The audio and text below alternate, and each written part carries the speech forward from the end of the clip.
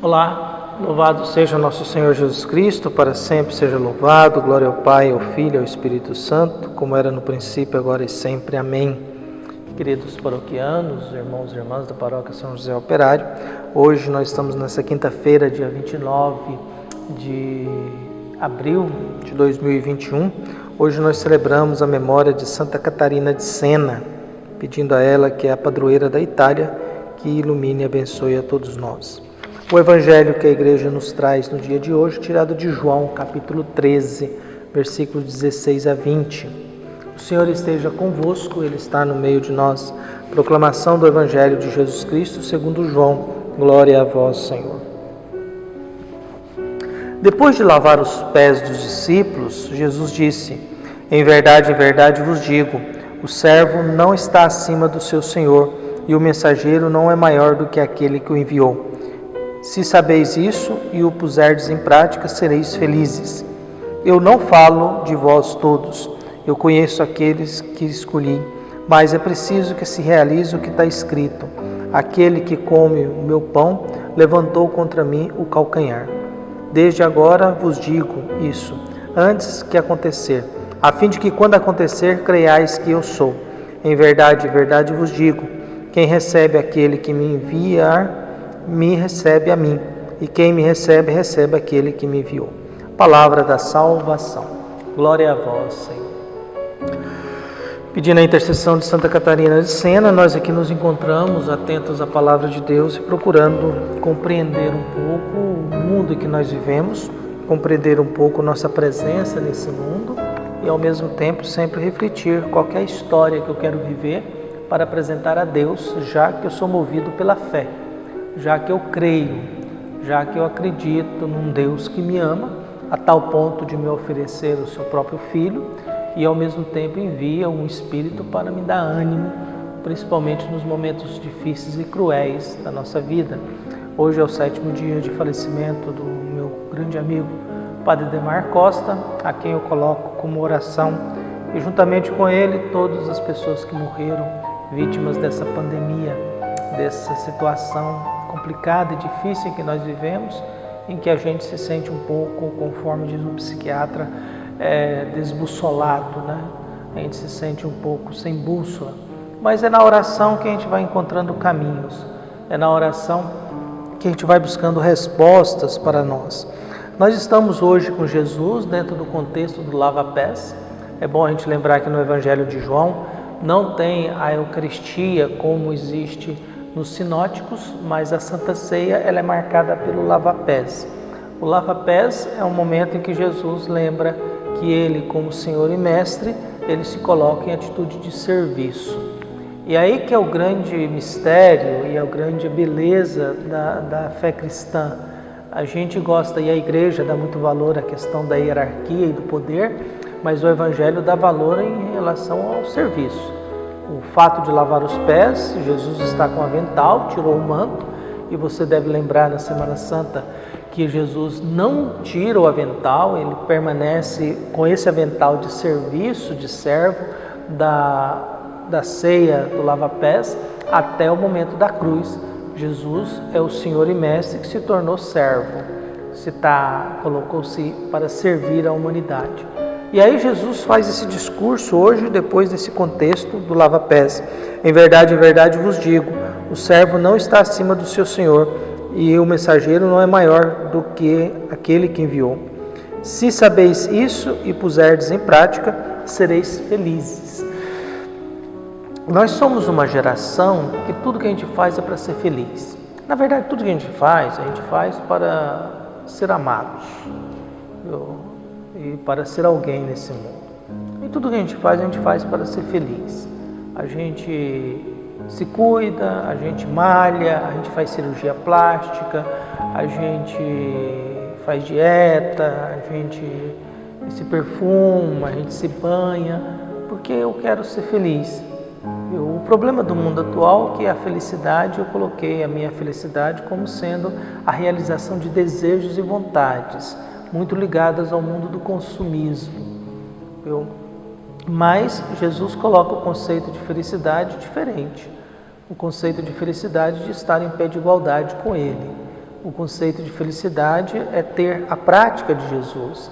O conceito de felicidade é guardar na vida e fazer com que a sua vida seja um reflexo da vida de Jesus Cristo. Com essas atitudes dele, em que eu também sou convidado a ter a mesma postura, a mesma atitude. Por isso, o Evangelho, Jesus começa em verdade, o servo não é maior do que o seu Senhor. O mensageiro não é maior, mais importante do que aquele que enviou a mensagem. Nós estamos falando da realidade de serviço e da realidade de uma mensagem, de algo que leva. Por isso, isso nos alerta a uma coisa muito perigosa que acontece muito hoje, em que às vezes a gente quer ser mais importante do que a mensagem de Jesus Cristo. A nossa tentação e a nossa busca de às vezes querer ser mais importante do que o próprio Evangelho, mais importante do que a própria igreja, mais importante do que a própria Eucaristia, mais importante do que a mensagem de Jesus Cristo.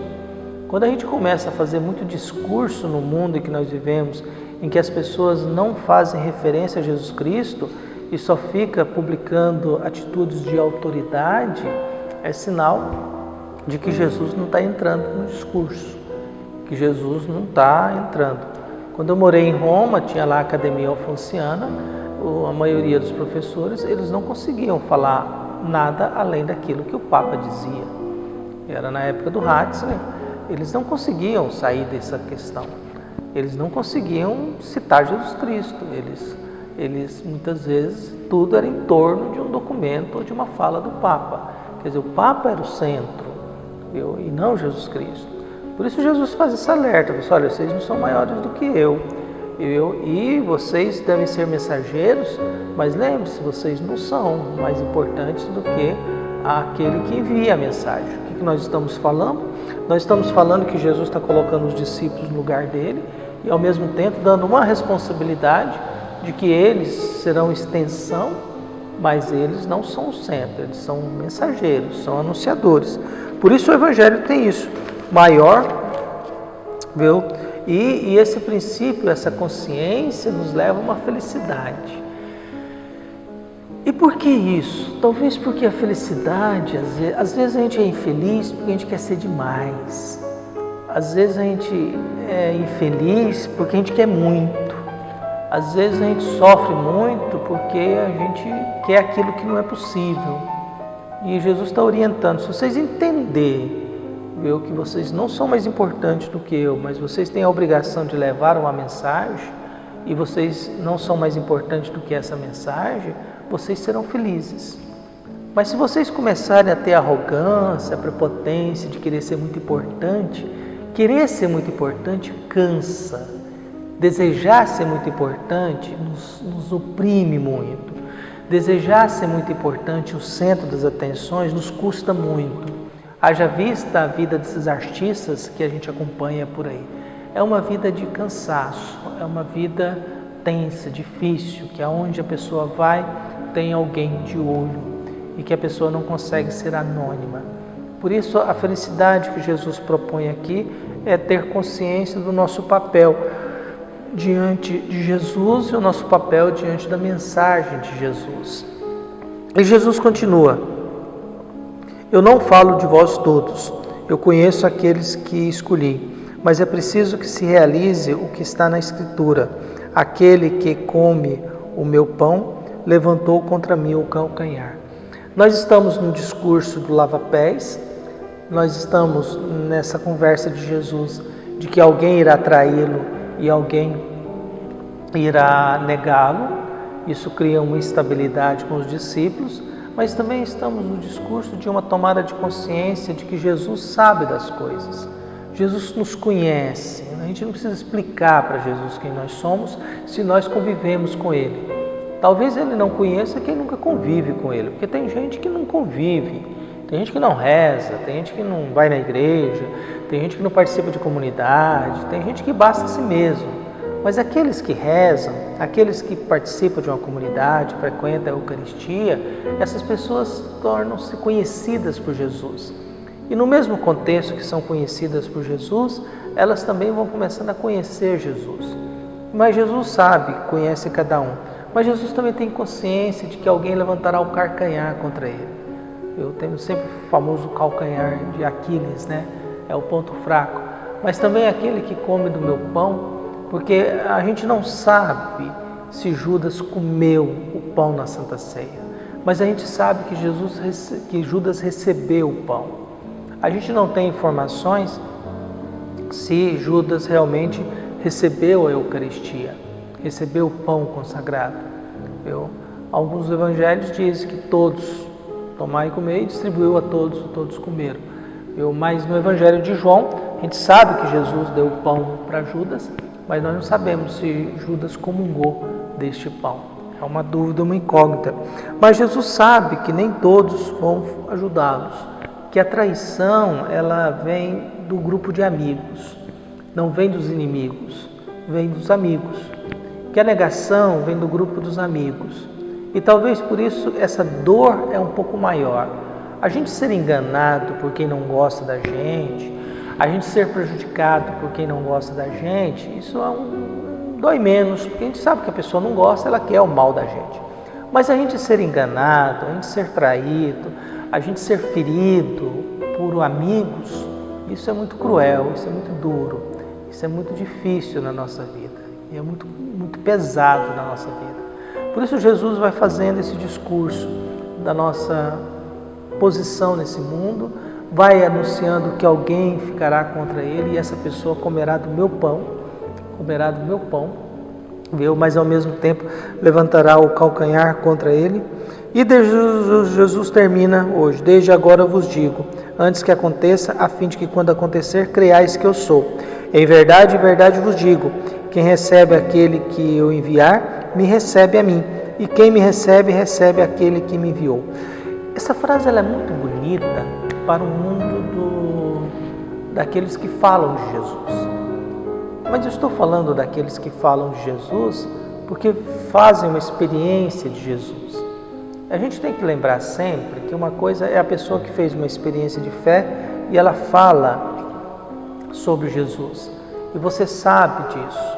Gostava muito da expressão de um confrade meu que já faleceu, o Padre Santiago, que ele escutava um padre falando e ele dizia, falou bonitinho, tá bonito, mas ele não tem unção. Ele não tem unção. E às vezes ele escutava o outro, falou com humildade, mas esse tem unção, ele está falando do que acredita. Ele está falando da experiência que ele viveu. O que ele está falando, ele experimentou. E quando ele falava que não tinha unção, é porque a pessoa está falando vazio. Está falando por falar, como tagarelas que nós falamos. Que muita gente por aí fala por falar, né? Se você pega insônia, por exemplo, você liga a televisão, é um desespero à noite, né? Porque é só pastor e padre falando, e você vai escutar e dá uma impressão de que não tem unção. E se tem, parece que não tem, é uma coisa difícil de você entender. Porque só se fala em Deus a noite inteira nos canais de televisão. Isso é sinal que existe uma gigantesca população cristã com insônia no nosso país. E que está tentando encontrar Deus. Mas eu não sei se aqueles que estão falando lá têm unção. Por isso, Jesus faz uma coisa muito clara. Aquele que escuta quem ele envia, ele está orientando os apóstolos para isso. Aqueles que recebem, aqueles que Jesus vai enviar, os apóstolos, não está recebendo os apóstolos, está recebendo ele, e quem recebe ele está recebendo o Pai. É um processo, um representa o outro. Quer dizer, Jesus representa o Pai, os que são enviados por Jesus representam ele, e aí são reconhecidos por Deus. Esse processo, isso nos gera uma grande responsabilidade para quem fala de Jesus no mundo. Isso gera uma grande consciência e ao mesmo tempo um grande dever e uma grande clareza de quem fala alguma coisa sobre Jesus Cristo. Porque ao falar de Jesus Cristo, nós estamos falando de Deus. Ao falar de Deus, nós estamos falando da origem da vida. E por isso o tema sempre é vida. E tudo aquilo que gera morte acaba comprometendo esse Deus da vida, acaba se distanciando do Deus da vida. Por isso o discurso de Jesus é: vocês são enviados, mas a minha mensagem é mais importante do que a de vocês. E ao mesmo tempo ele acalma os apóstolos dizendo: vocês, quando alguém acolher vocês, está me acolhendo, e quando alguém me acolhe, acolhe o meu Pai. Quer dizer, a gente está mergulhados no mundo de Deus, nós estamos mergulhados na representatividade. E eu sempre faço a pergunta que não me canso de fazer: já que nós somos o país mais católico do mundo, por que não somos o país mais justo, mais amoroso, mais honesto, mais correto? Já que nós somos o país que mais tem bispos no mundo, por que nós não temos grandes pastores e grandes líderes? A CNBB é a maior conferência de bispos do mundo. E ao mesmo tempo, nos falta gente que diz alguma coisa, nos falta profetas, nos falta homens de testemunho, nos falta uma palavra de testemunho. Por isso a minha prece hoje é que a gente sejamos enviados por Jesus, mas conscientes da nossa fragilidade, conscientes de que o meu eu tem que ser esquecido, que a minha vida tem que ser esquecida e que eu tenho que estar aqui porque eu tenho que falar de Jesus. Isso não quer dizer que você não vai ter sua vida particular, sua vida privada, seus amigos próximos, não quer dizer isso, não quer dizer que nós seremos máquinas de anúncio, mas que quando a gente falar de Jesus, eu não sou a peça principal. Quem é a peça principal é a mensagem de Jesus. E quem acolhe Jesus está acolhendo Deus, que é Pai. Que Deus possa nos enviar, mas também que Deus possa nos dar esse caminho de felicidade. Esse caminho de felicidade que nos livra desse peso de querer ser muita coisa, desse peso, dessa cobrança da gente querer ser muita coisa, dessa escravidão de que eu tenho que ser bom em tudo. Eu não tenho que ser bom em tudo. Eu não preciso ser bom em tudo. Eu preciso sempre tomar consciência. Eu tenho que colocar a minha vida à disposição de quê? De vidas. De vidas, para que a gente possa criar ambientes de oração que nos ajude a encontrar o coração de Deus. Um abraço e até mais.